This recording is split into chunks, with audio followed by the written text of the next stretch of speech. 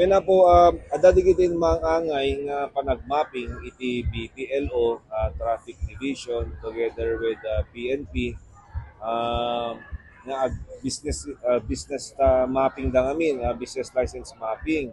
Kasi nga ro, adadigiti complaints nga naawat iti city government nagpespesto within the vicinity of public market nga without business licenses or without business permits. Kaya syempre, it is unfair kadigiti mga agana namin, maalala iti business permits na iso nga na-erase dito ita BPLO. So nag-initiate, they took the initiative to conduct a mapping last Sunday and several, I think already other week ma'am. So at the spot nga checking da and mapping da nga madama.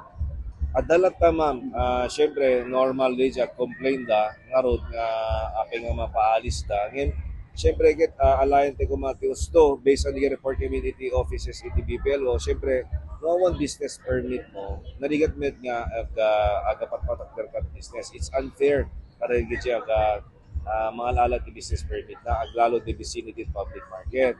So laglagay pende apo syempre kaya amin iti ag negosyo kang at pagkakita din aldaw-aldaw kung syempre alain iti legal alam iti usto no kasano iti ag negosyo ma. Sir, dagitoy sir. Digiti natili mostly nga natili ma'am nga nasita idikal man iti Bonifacio Street. Bonifacio Street and some are in Rizal Street. So nagkandak da iti business mapping iti 6 a.m. to 10. Then I think nagkandak naman iti 4 p.m. to 6 or 7 p.m. iti Kalman.